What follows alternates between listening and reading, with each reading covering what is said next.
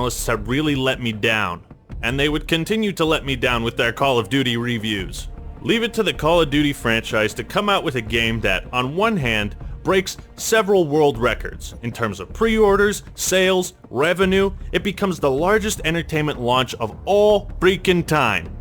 But at the same time is apparently hated by absolutely everyone.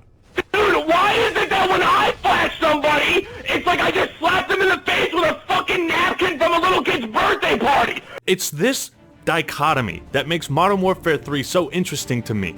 What does it say about our consumption of media? When does a series start to just get old? Did the similarities cloud our judgment on this game? And does Modern Warfare 3 have something that makes it stand out from the rest of the series? Well, let's survive in Spec Ops, find out why the bloody hell Makarov knows you, and suffer from franchise fatigue straight into this. This is the true dilemma of Modern Warfare 3. As a product of its time, it failed to please fans. However, with the power of hindsight, seeing where the series has gone, there's a lot of praise I wasn't willing to give this game back in the day, but I am now. A lot of things I overlooked. MW3 signaled the largest change that Call of Duty had ever seen. Within Infinity Ward, the Warfare series, and it altered the way the franchise was routinely developed.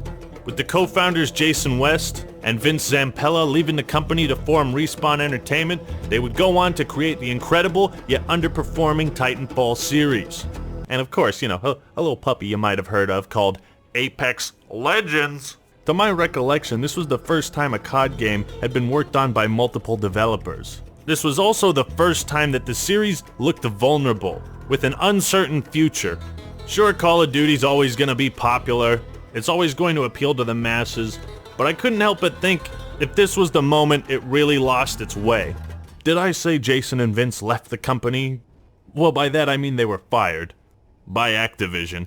Ladies and gentlemen, the details of that are messy at best. So according to my research, lawsuits were filed by Jason and Vince for employee mistreatment, and they wanted bonus payments that they were allegedly promised.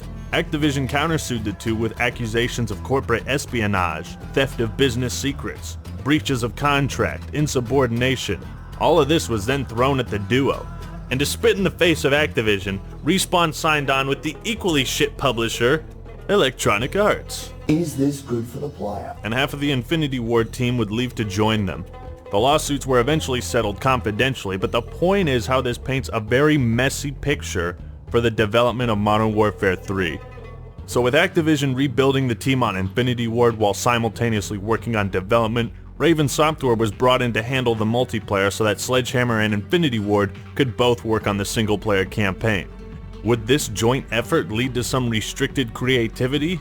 I feel like the more game production is split between companies and people, the larger the group, the harder it is for teams to communicate and reach the most beneficial end goal/product. The recurring problem with Modern Warfare 3 and fan expectations of this series is it did not deliver enough new experiences. Think about it. Black Ops 1 was set in the Vietnam era. It had cool, unique weapons, top secret missions, new and improved Nazi zombies, Dead Ops Arcade, gun game, wager matches, revamped customization. Before that, MW2 went batshit crazy, with the best map selection in the series, overpowered weapons, ridiculously strong kill streaks.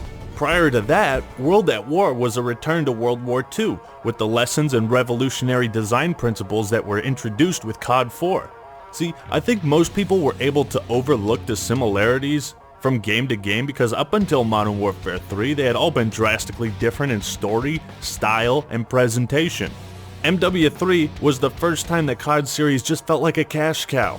It felt like the companies behind this were trying to cut as many corners as possible, and with the knowledge of how MW3 was developed, maybe that assumption isn't too far off. So now that we have an idea of how Modern Warfare 3 was handled behind the scenes, it's time to see how all these teams translated their talents to the big screen. The climactic finale in this blockbuster trilogy starts off hot and spicy, literally set just a few hours after the end of Modern Warfare 2. I thought I told you this was a one-way trip. Looks like it still is. They'll be looking for us, you know. Nikolai, We gotta get Soap out of here.